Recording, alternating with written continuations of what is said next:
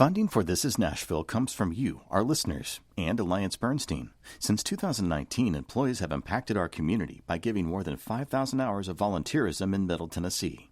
AllianceBernstein.com. Alliance Bernstein is not affiliated with National Public Radio. I'm Khalil Ekalona, and this is Nashville. The 1988 film Rain Man captured the country's attention. The film won numerous Academy Awards, but it was actor Dustin Hoffman's portrayal of a man diagnosed with autism in the film Rain Man that got people talking. Still, it presented a limited perspective. The experiences of people on the autism spectrum vary widely. Each one is unique. There's a new documentary out called In a Different Key, which follows the life of Donald Triplett, the first person to be diagnosed with autism nearly 100 years ago. Nashville Public Television is carrying this tomorrow night at 8 p.m. Joining me now are a few local folks who have firsthand experience. Lyn Bingham is on the autism spectrum and is senior lecturer in teaching music at the University of Vanderbilt University's Blair School of Music. And Dr. Teresa Vasquez, a.k.a. Dr. T, is a parent of an autistic son. Lyn, Dr. T, thank you for being here and welcome to This is Nashville. Yeah, so excited to be here. Really great to have you both. So, Lyn, let me ask you, how long have you known you were on the autism spectrum? I was diagnosed as an adult in my early 40s, so about 10, 20 years ago. Well, talk to me more about what that means for you.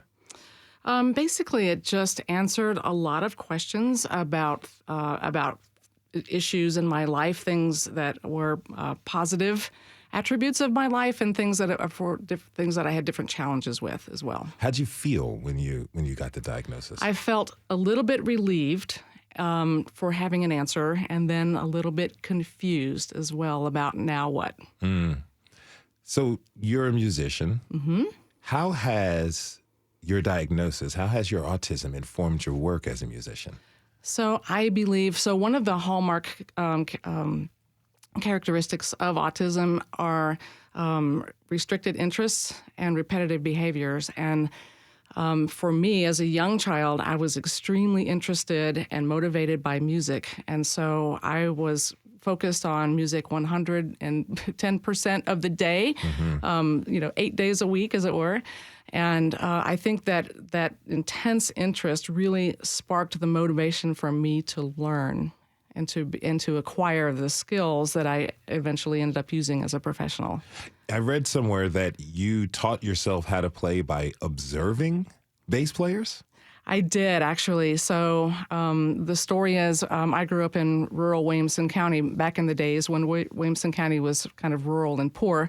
And I had discovered a set of recordings that my parents had of the 9 symphonies of Beethoven, and by the age of 8, I had them all memorized, and I could tell you what movement from what key and what key they were in, and all those kind of things. But I was especially intrigued by this low-pitched instrument, and I had yet to identify what it was until one evening I was able to get the rabbit ears on the television adjusted just right so I could get the public television station here in Nashville, and they had Arthur Fiedler and the Boston Symphony. And as the camera panned over, I was able to realize that it was the double bass that was what intrigued me so. And because I had absolute pitch and because I could watch what the bass players are doing, I actually understood how the instrument functioned before I had my first opportunity to really have the opportunity to play one when I was in college. And you just kind of, first time you touched one, you just went on from there, huh? I did. I was observing the orchestra, which is the first time I'd ever heard one live. And after I was outside, and it was a beautiful day, and I was observing through the window that was open. And after it was over, the rehearsal was over, I left, and I heard these footsteps pounding down the pavement behind me, and it was the conductor, and he said, "Who are you, and why are you here?" And I said, "Oh, I was just listening to your rehearsal," and I sort of play the bass, which in my head I did. And he said, "That's great. We could use another bass player. Go upstairs and get an instrument and come down and play for me." And I thought, uh-oh, now I'm in trouble, because I'd never really, ever touched one. So I kind of sawed my way through a couple of things, and he said, "You know what? I'll give you some lessons, and you can, play in the orchestra." And so that's what started that wonderful trajectory away from engineering school, where I was actually miserable as a student. Wow. Wow, that's pretty cool. You know, Dr. T, I understand that your son has given you his blessing to be here today. Is that right? Yes, he has. I find that very important when I'm going to be speaking about him when he is not present. So yes, he did provide his permission. Tell me why that's so important for you. It's important on a bunch of different levels because, I mean, as human beings, if we're going to be speaking about something as personal as a diagnosis or anything that relates to someone's uniqueness of who they are as an individual, I just think as a human, we should give respect to each other in that way, especially if it's a human relationship like a parent-child relationship, because I think as parents, we feel like we own the story of our kids, right? Especially those who are dealing with things that like autistic people deal with, right? And so really early on, he asked, I have the story when he was a young boy, he asked me, if I could teach him how to be brave. And it was really one of those things where I was like, oh my gosh, like, I don't even know how to be brave. Like, how can we do that? And at that point, I think we both established this connection that we were going to be, partners in this journey. And at that moment, we decided that, if I were to speak about him or speak on his behalf even, that he would grant me permission to do that. And so that started when he was about 8 years old. And I just think that it's important to his integrity as a man, as a grown adult person, that, he be given that level of respect. So tell me, how did you feel when he first got the diagnosis? I get this question all the time because, a lot of parents have said, how did you deal with that thing? And honestly, I was upset. Like, I was angry because when I got the diagnosis, I was told that I should grieve my child, the child that I'll never have. And that as a parent, that I should take the time to do that. And some parents rightfully do that, and might need that. But I think for me, the reason that I felt very upset by that was because I'm looking at this young person, right, whom I love dearly, and we're talking as if he doesn't exist anymore. And that, who he is. And even though, he might be a little different, he might view the world in different ways, that now I should, grieve him. And he's sitting here and we're talking about him as if he's not sitting there. And so this anger just rose inside of me that was like, okay, there has to be another perspective to this. There has to be another way for parents to understand that their kids have been diagnosed with something, but still at the same time, that doesn't mean that life is over. It just means that life might be a little bit different. In my case, a little bit more exciting than I may have, and I'm not painting a beautiful picture of, being a parent of an autistic person, it being beautiful and rainbows and, and all those other things. That's not what I'm trying to say. But what I'm saying is that whenever you care for someone, right, I feel like you should be the embodiment of respect and just understanding that people are not going to be the same, Can you tell us a little bit more about your son? Tell us more about Ramel. Oh my gosh, Ramel is a loving, he tells me grown, well, I won't say what he calls me, but he's a grown man, right? So he's very loving. He's very empathetic, and but he's also very direct. He is a lover of all things science and math. He has one of those memories where if he sees something and he can make a connection to it, he never forgets it. Like our Wi-Fi password, which is like 25 characters long. So anytime we need that, we just call Ramel and he just spits it out for us. Okay. But he's also just very, you can tell that he's trying to find his way in the world right now as well. Because he is, he's 21 years old, and we've, had some shifts going from high school into college and trying to figure out, what happens next. And so you can just see that that's weighing on him as well. So he's a typical, I would say he loves to play video games, and he loves to watch movies. That's one of our family pastimes. But, he is as normal as I would consider normal for any person, because we all have, differences. So Now, Lyn, you're doing some really interesting research. Can you tell me about that? So part of my experiences musically as a young child was listening to my mother play piano, and she played a lot, just about every day, and I could just never sit still while she played, and I just would move all over the place and dance around the room, and I was in constant motion. And between that and being a conductor and sitting in the back of the bass section for many years, and when you sit in the back of the bass section, you spend a lot of time counting measures, rest, and not doing much. So I was always observing what was going on around me. And so I noticed that, we would have a guest conductor or someone come in, and then the orchestra would, even from the very first note, sound different. And so I was really curious about the relationship between gesture and sound. Well, we'll pick this up after the break. All right, we're going to take a really quick break. Question, are you on the autism spectrum? Do you have a loved one who is? Share your experience with us and tweet us at This Is Nashville. We'll be right back.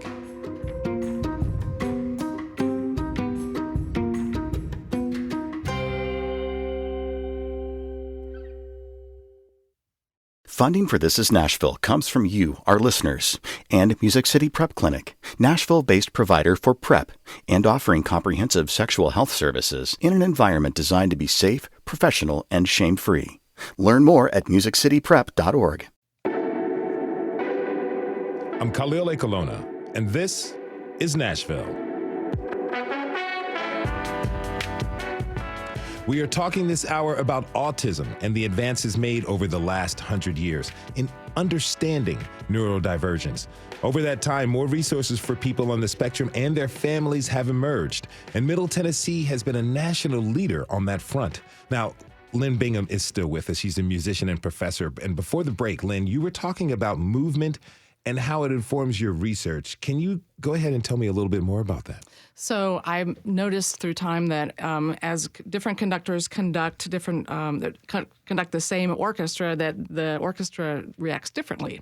And something about their gesture, and my question happened to be, what is it about gesture that we perceive in a musical way? And I also wondered if people with autism perceived gesture musically as well. So I designed a study in which I made videos of myself doing performing different gestures, and I showed these video recordings to children with and without autism, and I made recordings of their vocal responses to those gestures, and then I randomized them all and played them for an expert panel of reviewers, and we found out that we could tell between 82 and 96% of the time which gesture the child was watching just by the way they said a nonsense syllable.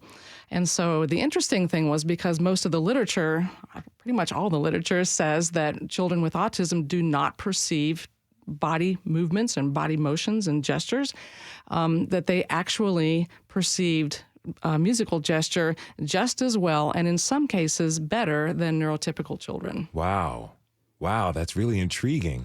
So the hope is that we may be able to use this as an application in teaching music to children in a nonverbal way.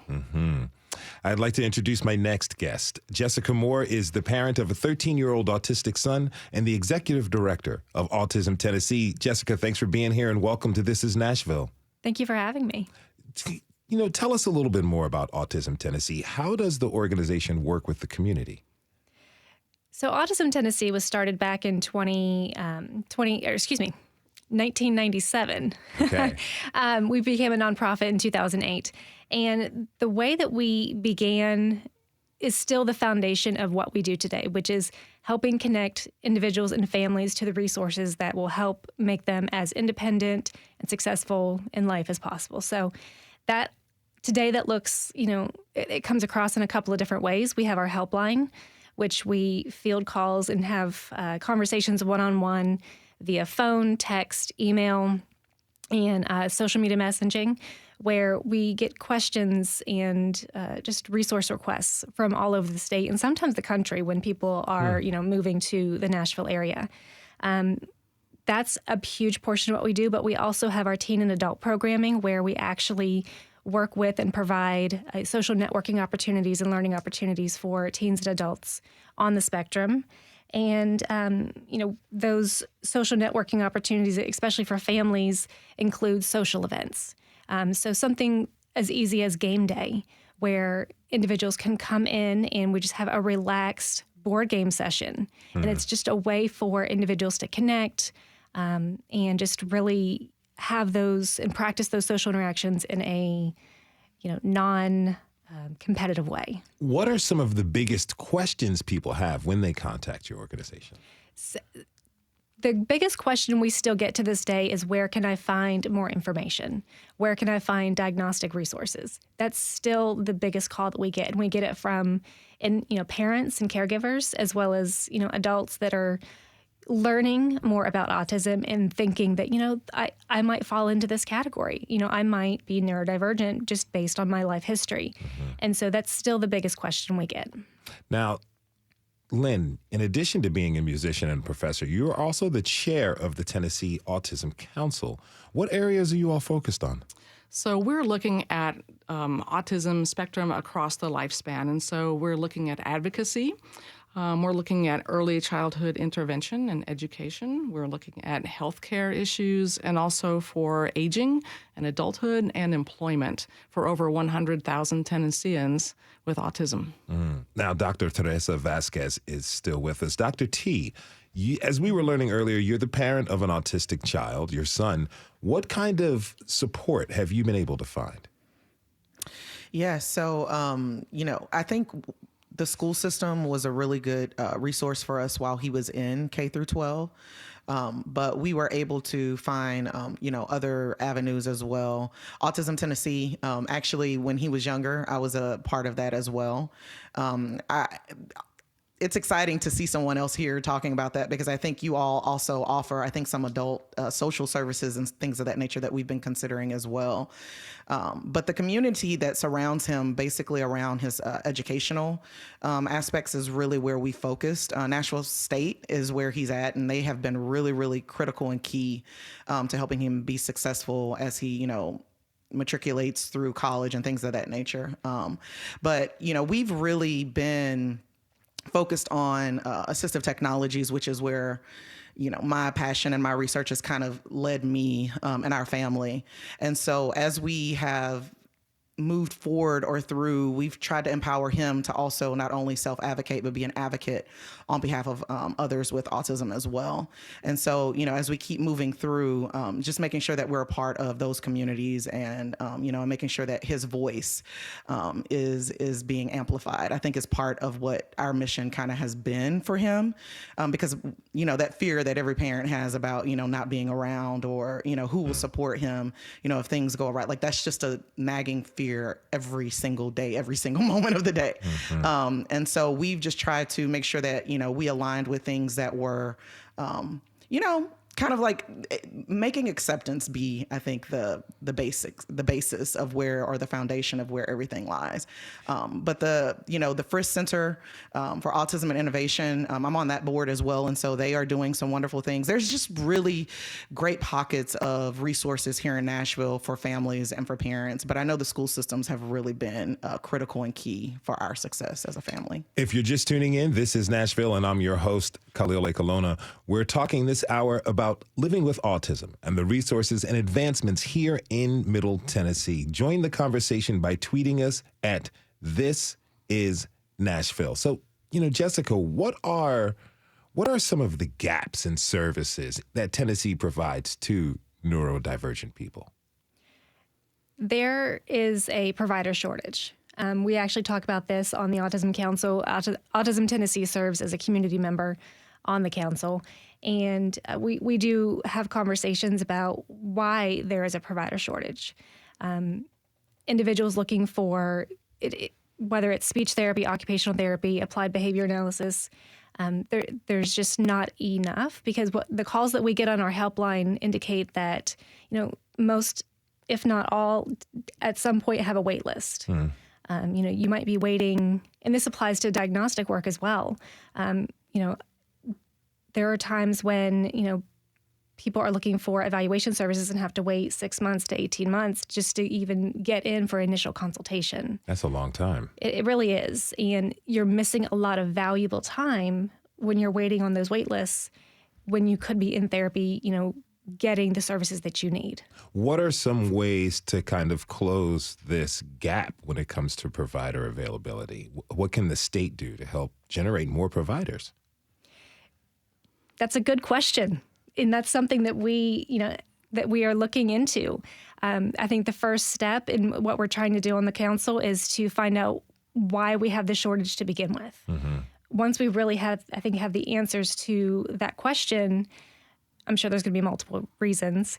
But once we have those answers, we'll be able to take that data to the state legislator and say, this is what we're finding, and hopefully be able to come up with some suggestions on how we can help fix that situation. Now, Lyn, as Jessica was talking, I saw you nodding in agreement. Where do you see the gaps?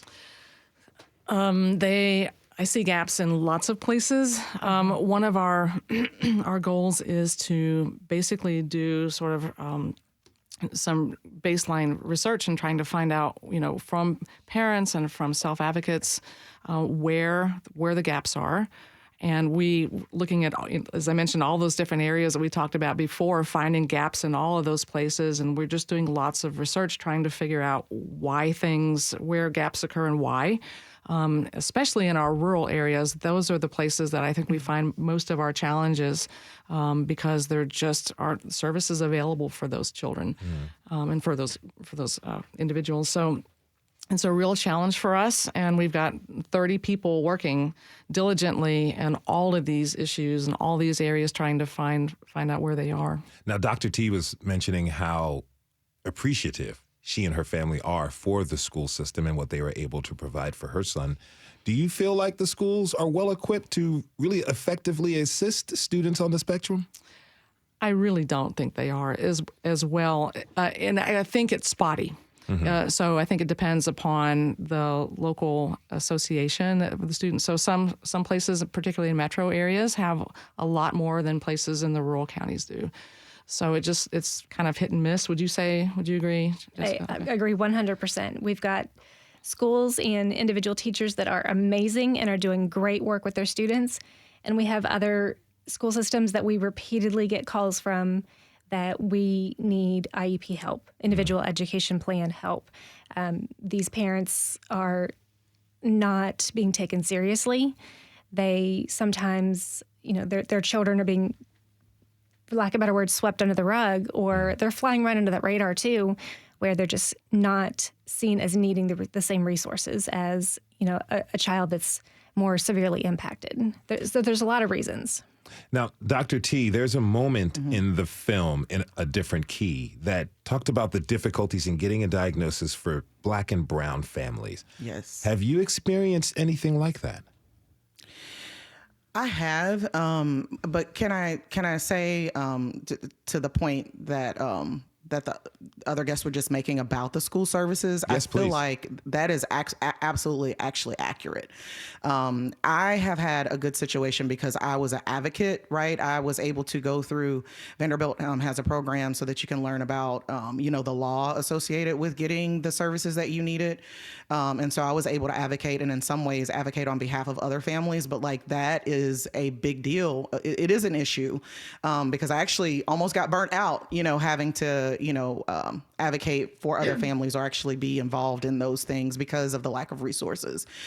Speaking to our specific situation, I think because of the nature of, who I am and the studies and stuff that I was doing, I think that the educational institutions were more readily willing to help with that. But that is not the case, I don't think, for everyone who goes through that. So I want to make sure that I do provide that clarity, because there were times where, I had to fight and put on war paint is what I kind of say, ready. Here's the IEP meeting of the year. Okay, what are we doing this year? So I definitely, feel that as well. But to the Black and brown communities, absolutely. I think that there are a few things associated with that.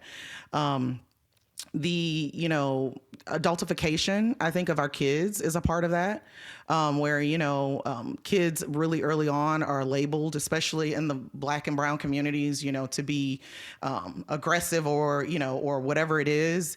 And so rather than thinking, oh, they're just bad or they're bad behavior, we don't look at it as thinking, oh, there might actually be, some type of thing that we should try to look into, right? So there's that. And then there's also the community as a whole, and acceptance within the Black and brown communities. Because I know when we were looking for a diagnosis for my son, because I knew that, something just wasn't quite right.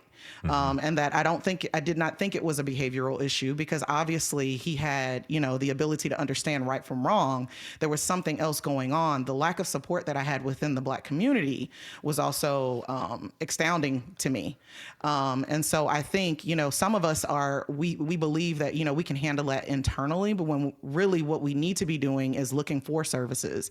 But then when you do start to look, again, it's just hard. The start is hard. I got lucky.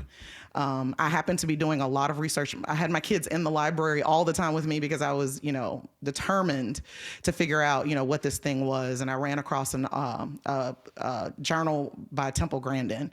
And so I reached out to Vanderbilt and just got lucky to be included into a research study. But had that not happened, I can't say that the trajectory of our path would have been the way that it went. And so I think, part of that is because, we tend to look at kids, Black and brown specifically, as them being troublemakers and not necessarily needing the kind of help that, that would look like, an autism diagnosis or anything like that, neurodivergence of any sort. We're going to have to end it here. I want to thank my guests. That is Dr. Teresa Vasquez, a.k.a. Dr. T. I want to thank Dr. Lyn Bingham, Principal Senior Lecturer in Music Theory and Cognition at Vanderbilt University and Chair of the Tennessee Autism Council, and Jessica Moore with Autism Tennessee. I want to thank you all for being here. Thank you for sharing your experiences. Thank you so much. Appreciate it. Thank you. We have to take a short break. When we come back, we'll learn more about ongoing research around autism and find out how neurodivergent people are making it in the workplace. Are you on the autism spectrum? What's your work experience like? Tweet us at This Is Nashville. We'll be right back.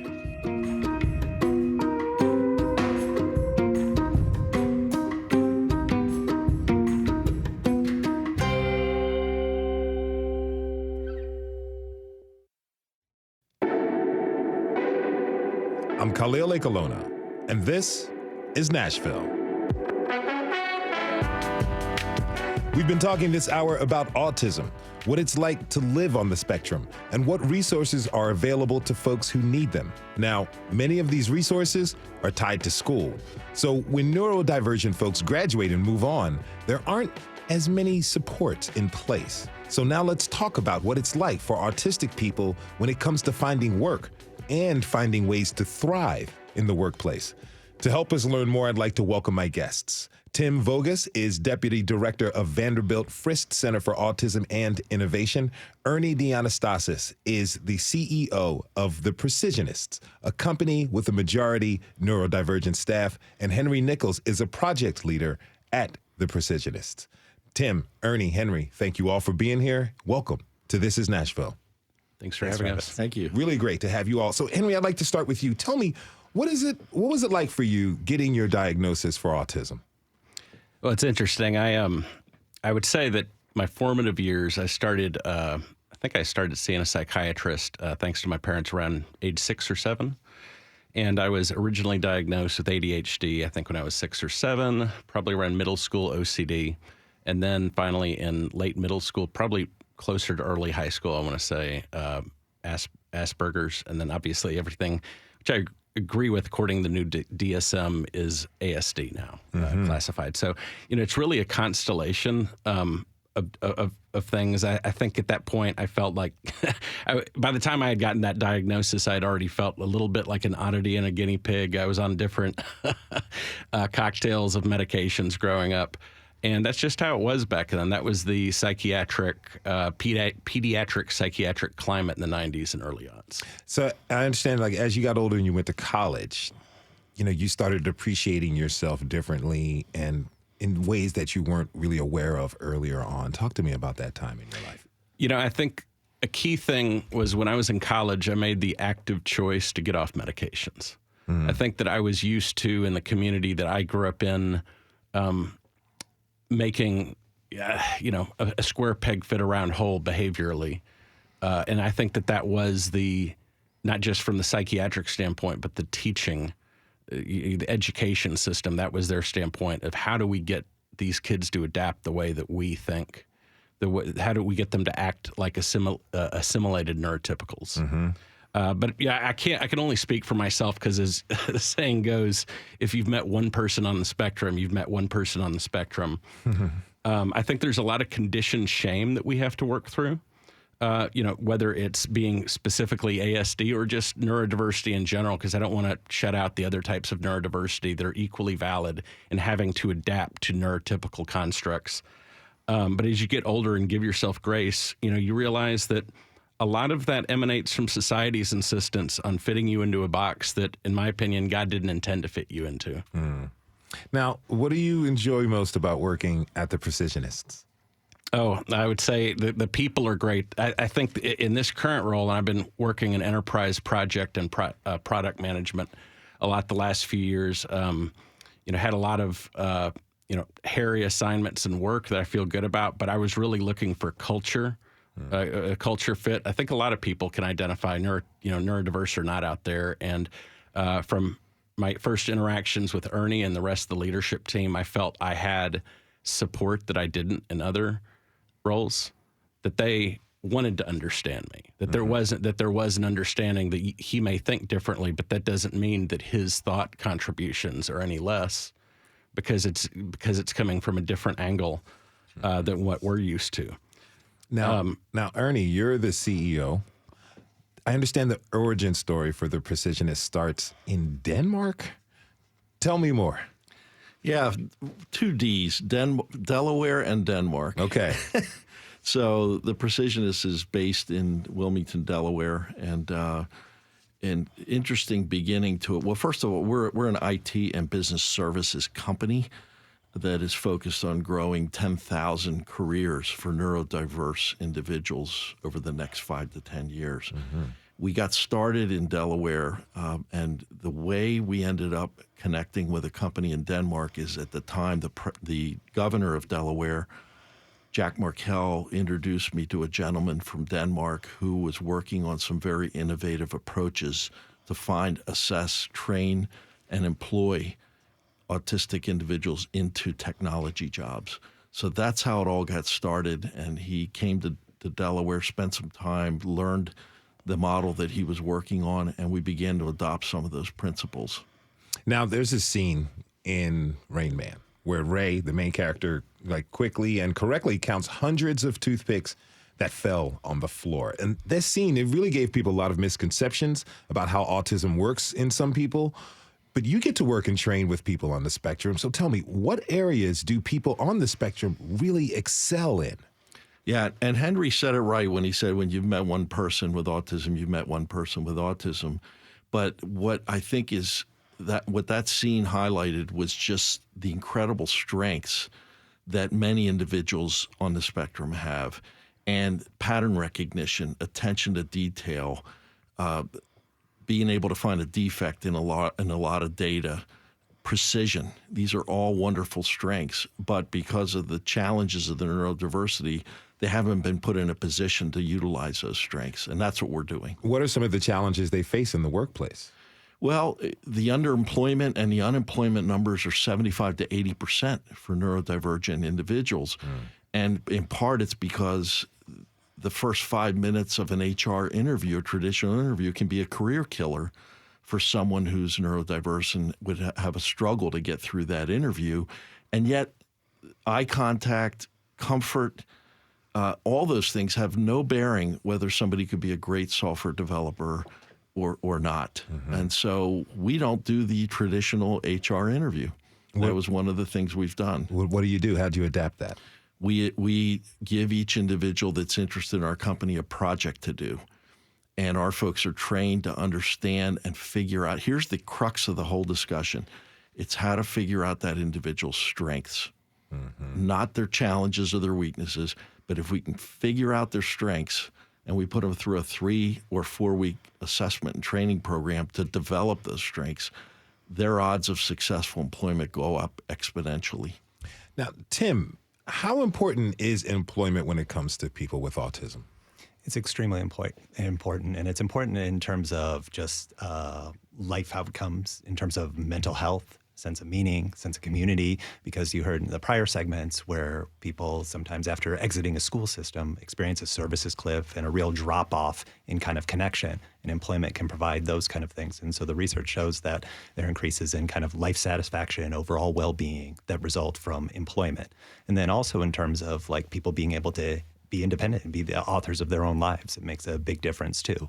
In terms of like cost to society and the benefit to society that gets realized by all this incredible talent being put to these kind of varied uses in a whole range of professions. Now, what do employers have to consider when hiring a person who's on the autism spectrum? Yep.